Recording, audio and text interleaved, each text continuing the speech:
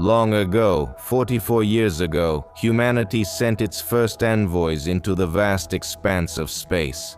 Without magic, without fantasy, only precise calculations, courage, and the desire to understand what lies beyond Earth. Have you ever wondered what space sounds like? It seems silent there, since a vacuum doesn't carry sound. But the Voyager probes proved otherwise. We heard the monotonous howl of Jupiter, the rumblings of Venus, the pulsating cacophony of Mercury, the real voices of the planets, and that's just the beginning. With every kilometer that the interstellar probes travel, we get closer to mysteries that the human eye will never see and the ear will never hear.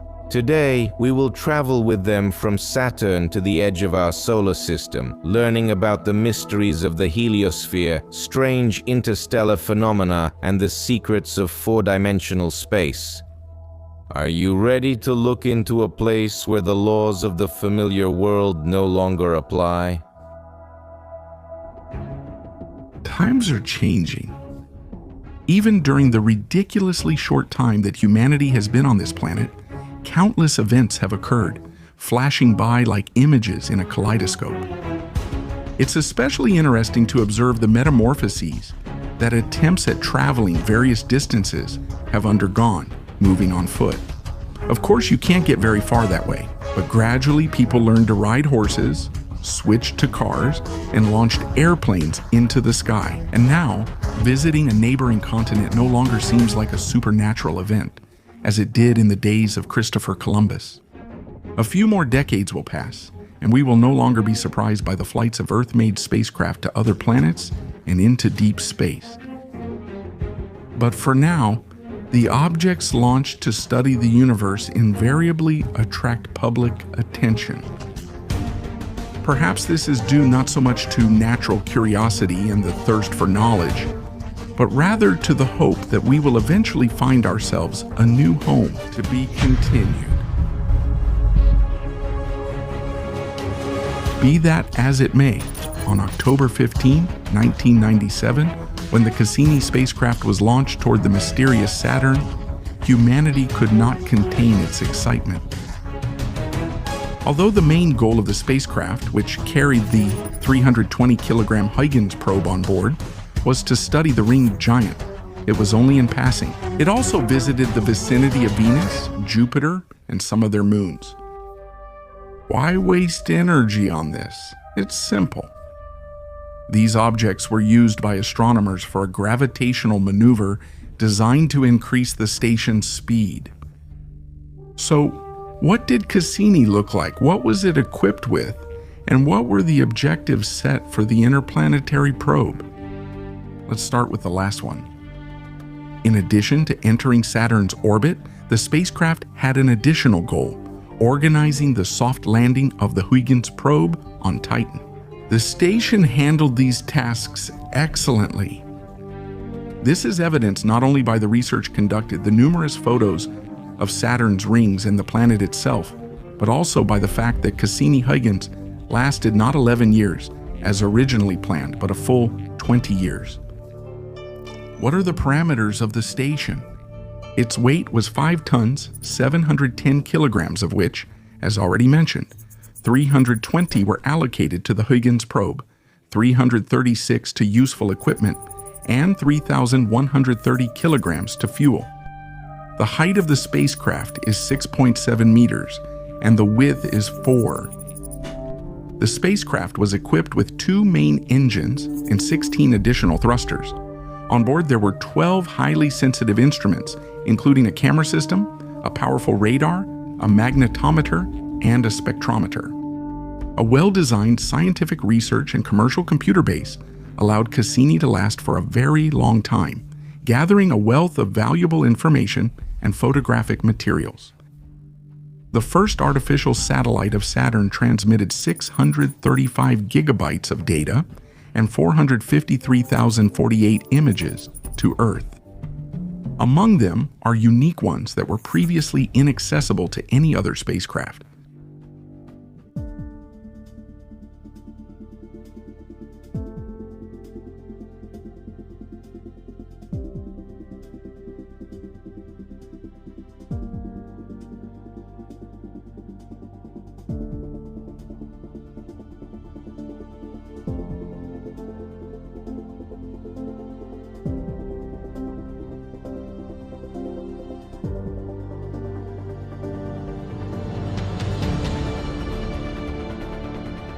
The creation of National Aeronautics and Space Administration and the European Space Agency managed to photograph the area between the rings and the giant itself from an incredibly low altitude.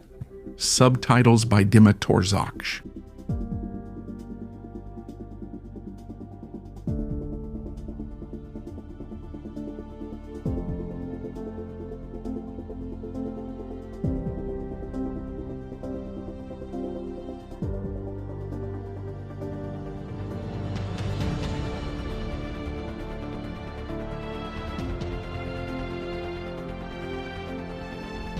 As well as the stunning polygonal hurricane that has been raging for centuries at one of Saturn's poles. The famous photo of a solar eclipse taken from a distance of 2 million kilometers. In the photo, near the ring system, a faint dot can be seen, our Earth. But don't think that during the journey to its final destination, Cassini was in hibernation. In passing, the spacecraft photographed the asteroid Mazursky and conducted a photo session in Belarus near Jupiter, with the images showing remarkable detail down to elements 60 kilometers in diameter. As it flew past Titan, Cassini for the first time recorded a strange formation on the moon's surface from a close distance. It turned out to be a cryovolcano made of nitrogen ice.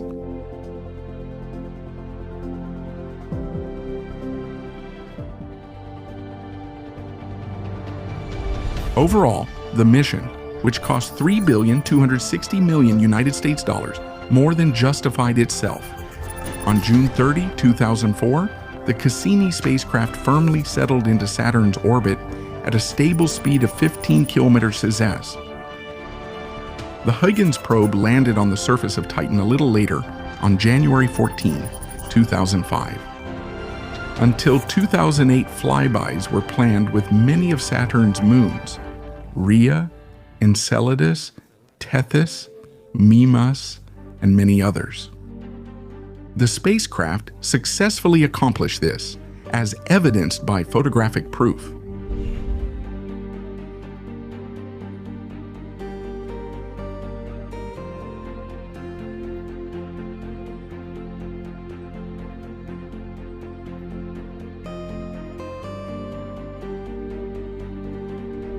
The mission's results are significant and astonishing. On September 5, 2005, the presence of mysterious spokes, bands located across Saturn's rings that periodically disappear, was confirmed. Astronomers had been observing them since 1977. The Voyager probe also observed these anomalies from afar in the 1980s. However, the origin of these strange spokes is still unknown. They might be Saturnian lightning. Cassini discovered 7 new moons of Saturn, named Methone, Pallene, Polydeuces, Daphnis, Anthe, Aegeon, and 2009 S1. The spacecraft flew close to Phoebe, capturing for the first time the uneven, heavily cratered surface of the object, and also amazed people on Earth with images of the frozen dumpling pan, a Saturnian moon the size of New York. Subtitle editor, Semkin Yegorova.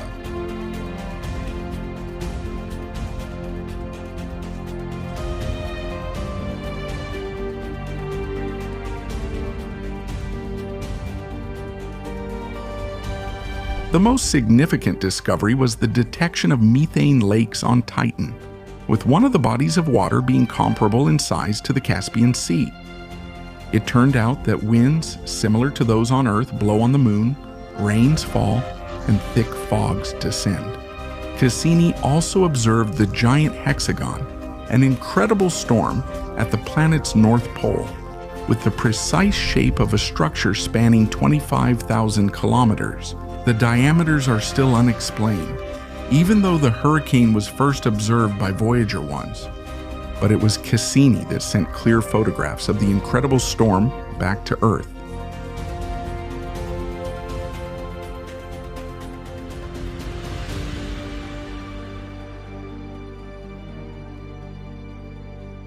The mission was extended twice, but everything comes to an end eventually. So on September 15, 2017 at noon, the spacecraft was sunk into Saturn's atmosphere. The last minutes of its life were broadcast by the American Space Agency. As a tribute to the spacecraft, which faithfully served science for 2 decades, a farewell photo from Cassini has been preserved, showing Saturn's impenetrable atmosphere. Why did the spacecraft perish? Why exactly like that? Several options for ending the mission were considered. Transferring Cassini to an elongated orbit, as well as sending it toward Uranus and Neptune, was quite an exotic option, which would have required Cassini to collide with Mercury. This event could have happened in 2021, as a result of which astronomers would have become acquainted with the main Mercurian rocks. But most importantly, thanks to this costly mission in every sense, humanity learned more about the world surrounding Earth, admired the northern lights at Saturn's pole, and became closer to its rings. If you were inspired by the stories about distant planets, visit us more often. We have a lot of interesting things ahead. I want to start this episode with the phrase that begins every fairy tale. A long time ago, 44 years ago, this amazing story happened. Everything would be fine, but in our story there won't be a drop of magic, only reliable facts and real events. So back in 1977, the Americans launched a project called Voyager 1. As part of it, 2 probes with the same name were sent into space. The scenario seems pretty ordinary, but the results of this campaign exceeded all expectations. Have you ever heard the sounds of space? Of course, some of you might argue that a vacuum is absolutely silent, since sound waves can only travel when there are molecules to transmit vibrations. Nevertheless, thanks to computer processing, we can hear the booming rumbles of Venus, the monotonous howl of Jupiter, and the pulsating cacophony of Mercury. But these, you could say, are local voices. But what does the echo of deep space sound like? Only the Voyagers and the Pioneers have been there, but contact with the Pioneers was lost long ago. A little later, we'll give you a chance to hear the frightening sounds of the universe. And now, let's briefly describe the most interesting stages of the 2 probes mission, which is still ongoing. Highly autonomous spacecraft designed to explore the outer planets of the solar system, followed by the probe's departure beyond the heliosphere. When organizing the mission, past mistakes were taken into account. For example, Pioneer 10 stopped responding, probably because its radioisotope power source was depleted.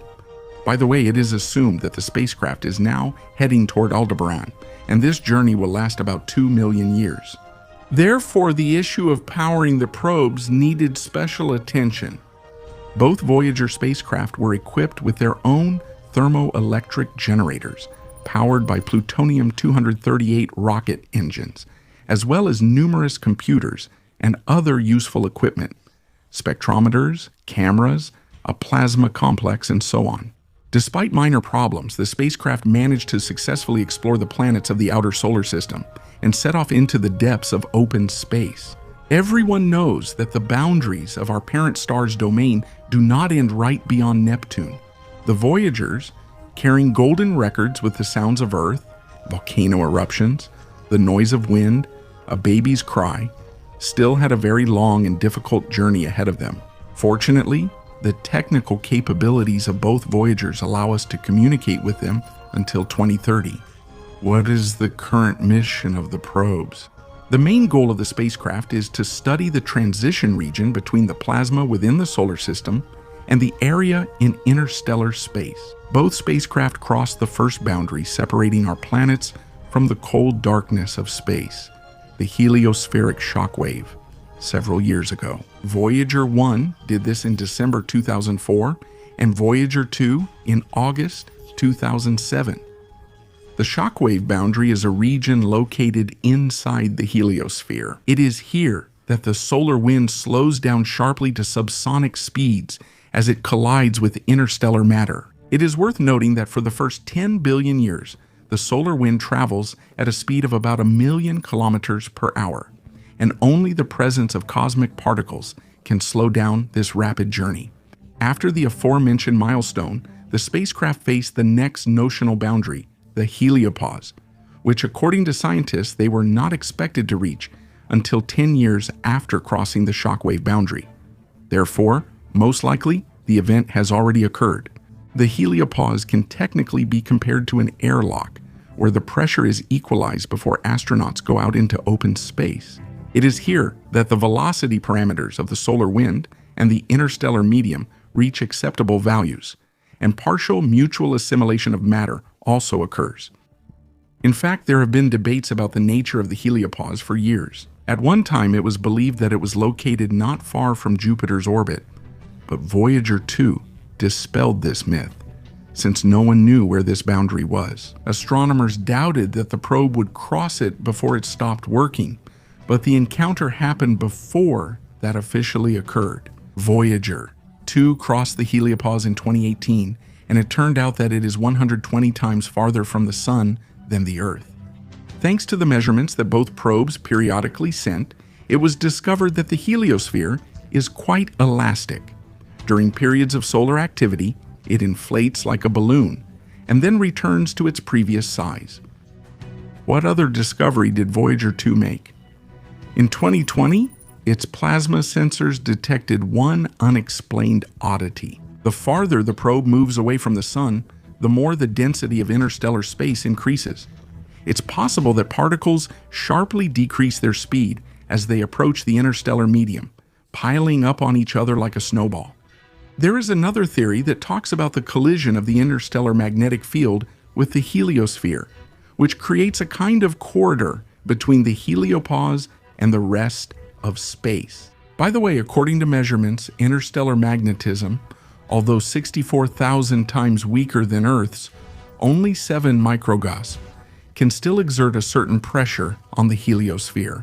In any case, the question of increased matter density remains open. Scientists still have to find out whether, under such conditions, there is a danger of destruction for both Voyagers. Theoretically, yes, because according to common hypotheses, there is a boundary between the bow shock and the so-called Rubicon when transitioning into the absolute vacuum of space. There is another region filled with hot hydrogen, which scientists have called the hydrogen wall. The hypothetical bow shock is located at a distance of 230 astronomical units from the Sun, and the Voyagers still have to cross it, although many astronomers consider this supposed boundary to be a mere fiction. But let's get back to the Voyagers. Where are they now?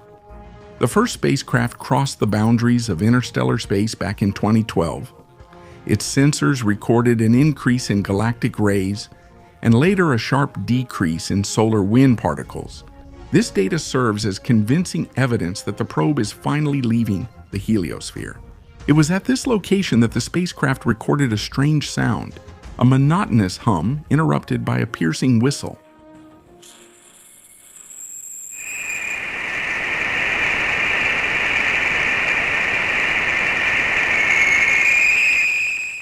It's unclear what exactly causes the eerie wailing, but it definitely gives you goosebumps.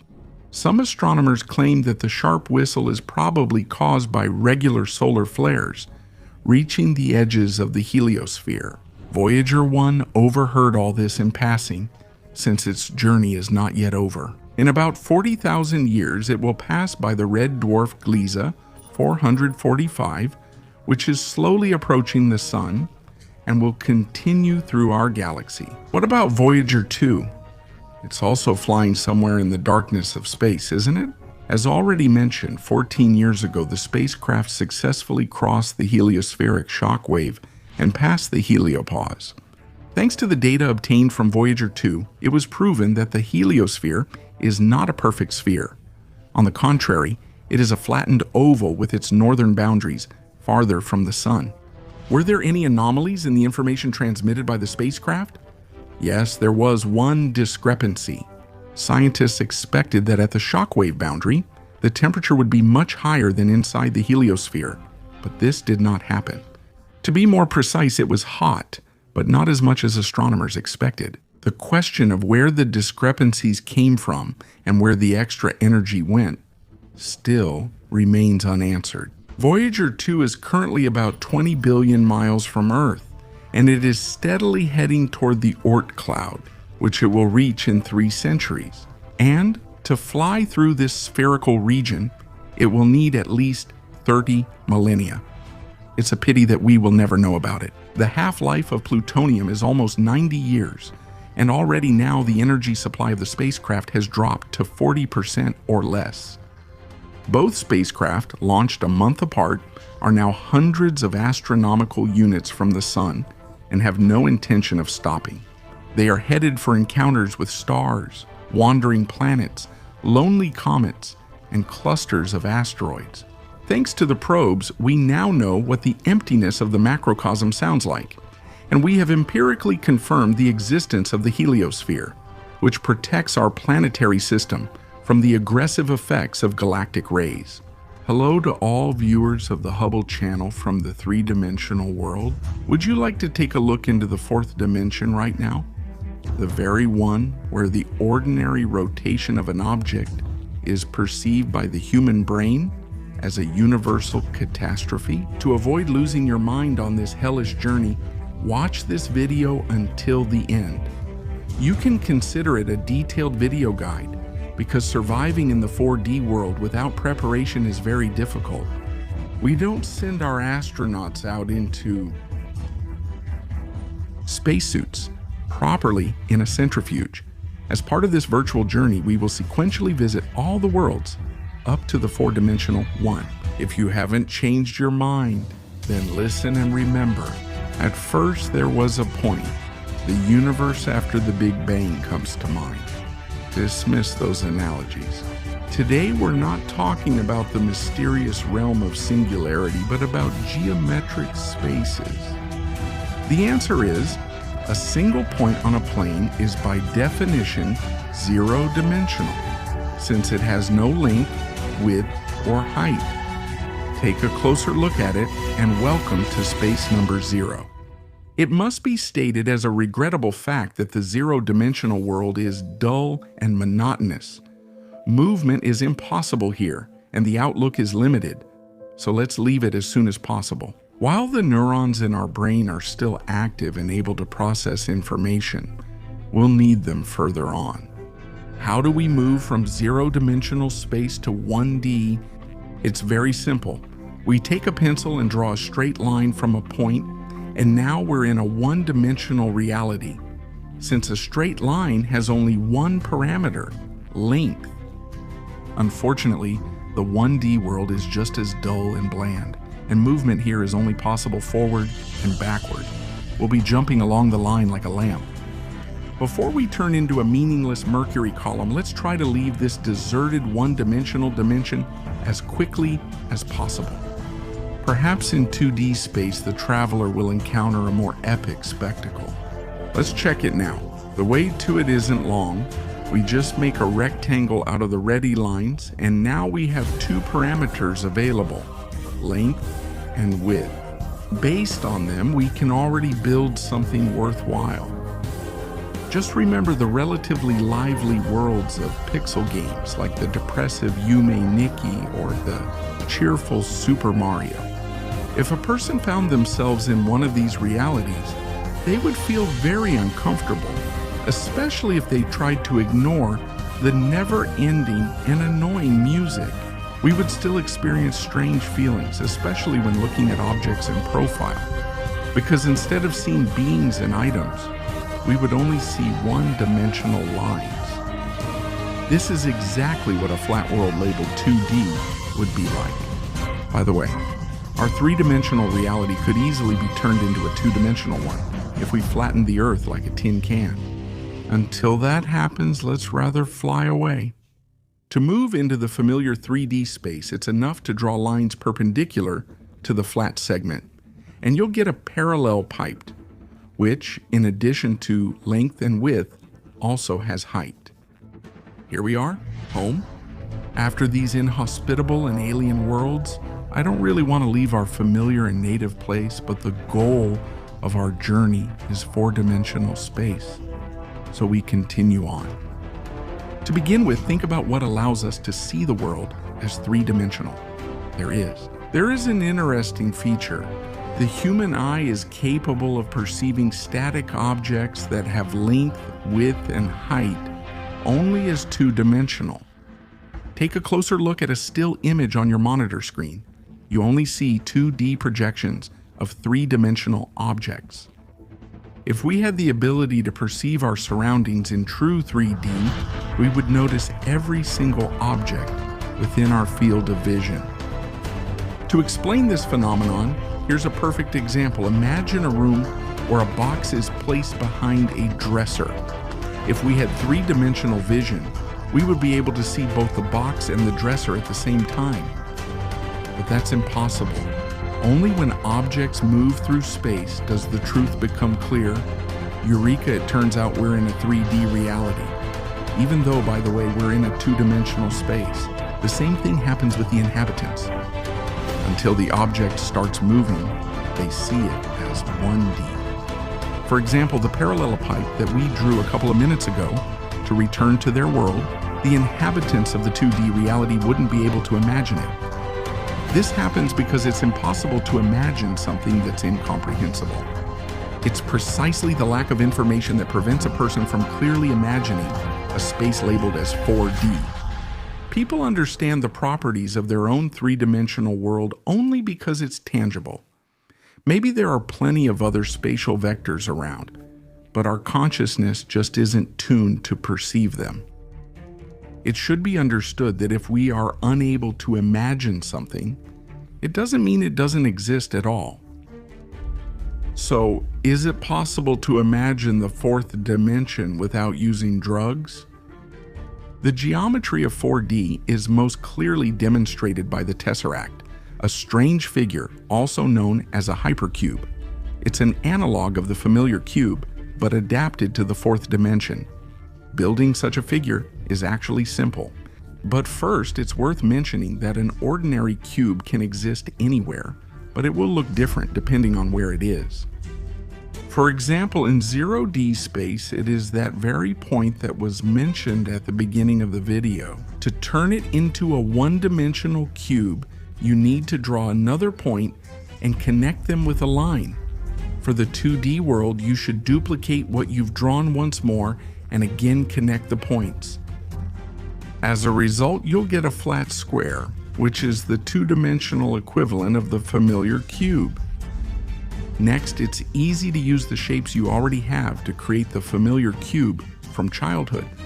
You just need to place two flat squares side by side and connect their vertices. But is it possible, based on this algorithm, to form a tesseract, a futuristic four-dimensional cube? The process is no different from what was used in the other cases. Place two three-dimensional shapes side by side, connect their vertices, and the hypercube is ready. But there's one problem. It's difficult for the human brain to perceive this intricate shape as a cube. Remembering that people can only see three-dimensional objects in motion, we'll have to rotate the resulting figure a bit. This is where the psychedelic effects begin, and seeing them makes you feel like a primitive inhabitant of a two-dimensional world. The thing is, a regular rotation of a hypercube around its axis looks bizarre in our reality. The human mind perceives it not as movement, but as a deformation of the object. Moreover, it's hard to even identify the cube in this rotating geometric monstrosity. It's even more fascinating to imagine what would happen to a person who accidentally ended up in 4D space while still interacting with the three-dimensional world. Such an individual would be perceived by us as a divine embodiment. After all, he could walk through walls, teleport easily, move objects from one world to another, and even perform surgical procedures in a non-invasive way, just like the legendary healers. And now, to catch your breath, think about this. If a four-dimensional world is so difficult to understand, is it even worth talking about spaces with an infinite number of dimensions? Attention! An artificial object has been discovered on Mars. Is it a message from aliens or a harbinger of the apocalypse? That's exactly how the headlines would sound in publications loved by conspiracy theorists and reptilian witnesses. But we're not them. The Hubble channel always tries to get to the bottom of any phenomenon or event, presenting the opinions of all sides and the results of authoritative research. So everyone knows that no human has ever visited any celestial body other than the moon. There is still an earthly footprint both within the solar system and beyond its boundaries. While Elon Musk is preparing a manned expedition to Mars, which is expected to become a real sensation on the red planet. Over many years of astronomical research, quite a few probes have settled out there that will never return to Earth. It would seem that all space agencies know about this, but sometimes, when they find fragments of spacecraft, they are genuinely surprised at how they ended up on the dead surface of Mars. One day, in one of the locations on our dusty neighbor, an artificial object was spotted, a cylinder shining in the sun, standing out among the scattered rocks. How did this fragment appear on the red planet, and what other surprises await us? Really, Mars can, without exaggeration, be called conditionally habitable, since traces of our civilization's activity are increasingly being found among its rusty hills. Right now, several active probes are exploring the planet, while the remains of others, long out of order, are buried in the Martian sands. Interestingly, the total mass of such objects currently reaches about 7 tons. Since 1971, 16 Earth probes have visited the red planet with varying degrees of success. Naturally, they couldn't help but leave their mark on the surface of Mars, so the appearance of the mysterious cylinder also has a quite logical explanation. Most likely, it's a casing that fell off the Viking 2 probe during landing. But let's take it step by step. The mentioned spacecraft was sent to Mars as part of the American Viking program and operated on the red planet for more than 19 months. The station consisted of an orbital and a landing module, with the former failing 2 years earlier. During the descent on September 3, 1976, Viking 2, following the usual procedure, jettisoned its ballast and deployed its braking parachutes to make a soft landing in the plain region. Utopia is quite a strange area, about 3,300 kilometers in diameter, completely covered with rocks of various sizes.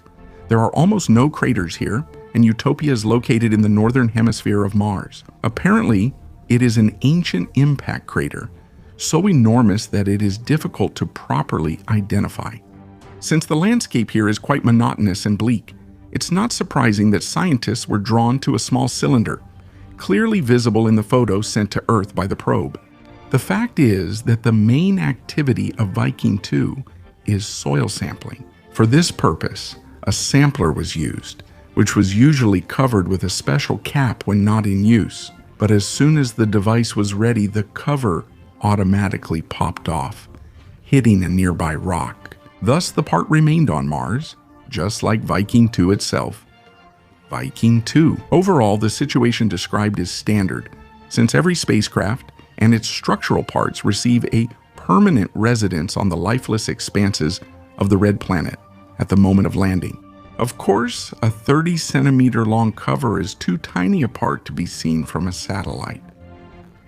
Spirit, which landed on Mars on January 4, 2004, can quite easily be seen. That's now. The parachute is covered with impenetrable bronze sands in Gusev crater, and it can easily be mistaken for an ordinary rock. But there was a time when the rover worked very productively and exceeded the agency's planned active time many times over. Spirit operated until 2010, although it was expected to last no more than 90 sols or 92.5 Earth days. Gusev crater is an interesting location, possibly once a lake, but Spirit traveled not only along the floor of this hypothetical ancient body of water. As much as it could, it explored all the nearby craters and hills. Unfortunately, the storms here quickly and significantly reduced the cumulative capacity of the solar panels, but it managed to recover. Surprisingly, even on Mars, The saying "fight fire with fire" works perfectly. Dust devils knock out other dust. Small whirlwinds that periodically sweep across the planet's surface helped clean the batteries and thus extended the lifespan of the Spirit probe. The last communication session with the Mars rover took place on March 22, 2010. Most likely, the probe's demise was caused by battery failure. This was also preceded by getting stuck in Martian sand. Spirit was never able to free itself from this hellish trap. It is still deep inside a sand dune, not far from a huge formation called home plate, buried under a heavy layer of dust. What other spacecraft have met their end on Mars? First of all, we should consider the failed attempts at soft landing on the surface of the red planet, which include the following probes. Mars 2. Clouds. The debris is located in the Xanthiterra region, and it became the first artificial object to reach a planet of the solar system other than Earth. Mars 3. Its remains at the bottom of the Ptolemaeus crater were discovered by the Mars Orbiter satellite. The Soviet Mars 6, which left a 4-meter crater in the Erythraeum Sea after its crash. Mars Polar Lander, which entered the atmosphere of the red planet and disappeared without a trace. This situation is still considered a mystery. Deep Space 2, which participated in National Aeronautics and Space Administration's New Millennium program, made a fatal hard landing on the red planet. The British Beagle 2, which landed successfully on the surface of Mars but never made contact. The almost undamaged probe was discovered only 12 years later, in 2015. Schiaparelli, which crashed onto the surface of the red planet after falling from a height of 4 kilometers. But that's not all. Among the craters and mountains of our closest neighbor, you can find spacecraft that, for various reasons, have ceased their productive work. The elder among the probes is Opportunity, which landed in a crater on the Meridiani Plateau in 2004. The rover passed by many craters and survived several dust storms, but the last planet-wide whirlwind, the size of North America, which caught the rover in Perseverance Valley, proved fatal. It is believed that Opportunity froze because sunlight could not reach its battery through the thick layer of dust. But to this day, the tracks of this remarkable probe can still be seen on Mars. Do you think there is no life on the red planet? Not in our understanding, but a steel phoenix is still present here. The rover was launched by National Aeronautics and Space Administration in 2007, and a year later began actively roaming the surface of Mars' polar region. This was the first device to discover water on the seemingly dead surface of our rocky neighbor. Unfortunately, Phoenix remained in the icy embrace of the Martian Arctic, unable to rise from the ashes like in the fairy tale. Did all the Mars rovers either turn into wreckage, freeze, or get covered in dust? Of course not. At the moment, 5 probes are actively operating on the surface of Mars, one of which is currently making its first flights in the atmosphere of the red planet. By the way, based on the achievements of this innovative Mars helicopter, a project for a probe to explore Titan called Dragonfly is being developed. If you look at a map of Mars or at the planet's surface from satellites, it becomes obvious that our dusty neighbor is not so lonely. Various probes like Curiosity, Insight, Perseverance, Ingenuity, and Tianwen-1 are actively roaming its valleys.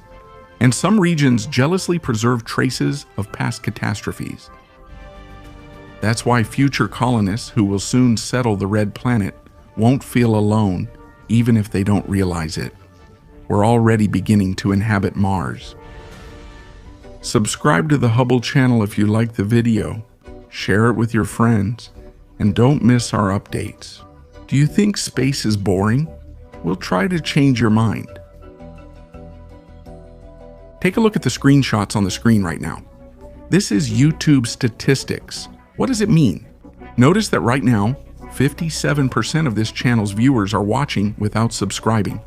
This is the true essence of my message to you. So, in order not to miss Hubble from your subscriptions, all you need to do is click on this red button, which looks like this and is located below this video.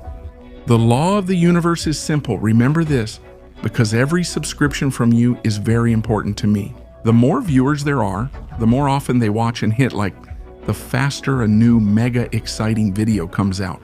Talk to you soon.